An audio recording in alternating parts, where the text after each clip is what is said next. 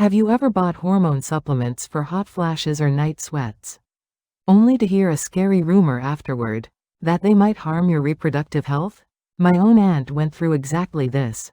She researched isoflavone supplements for menopause, then heard frightening warnings, and ended up taking nothing at all, just enduring the symptoms silently.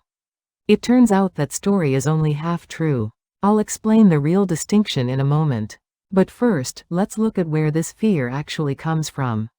Isoflavones are plant compounds found in soybeans that structurally resemble estrogen, which is why they're often called phytoestrogens.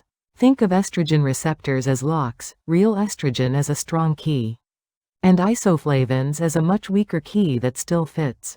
This means they can gently support estrogen activity when levels are low, or compete for the same receptor when estrogen is high. Here's the surprising part. Large studies looking at isoflavones and breast cancer generally found the opposite of what many fear. A meta-analysis found roughly an 11% lower breast cancer risk among women with higher isoflavone intake. An early landmark study on breast cancer survivors, published in JAMA, found soy food consumption after diagnosis was linked to lower recurrence and mortality, and later pooled analyses reconfirmed this pattern. A more recent meta-analysis found isoflavone intake associated with roughly a 26% lower recurrence risk. That's a fairly consistent signal across research over time. So why do warnings about isoflavone supplements persist? The real concern isn't the compound itself, its dosage and form. Whole foods like tofu naturally deliver isoflavones within a limited range, roughly 20 to 30 milligrams per serving of tofu or soy milk. Supplements have no such natural ceiling. A single pill can pack far more concentrated isoflavones than you'd ever get from food, and potency varies widely between brands, without the decades of large-scale safety data that food has accumulated. To be fair, a cohort study following women taking soy-based supplements found no significant increase in breast cancer risk either, so there's no definitive proof supplements are dangerous. However, several major cancer organizations advise against high-dose isoflavone supplements specifically for women with a history of hormone-sensitive cancers or with endometrial or fibroid conditions, not because harm is proven, but because long-term safety data is still insufficient for that population. So what's the practical takeaway?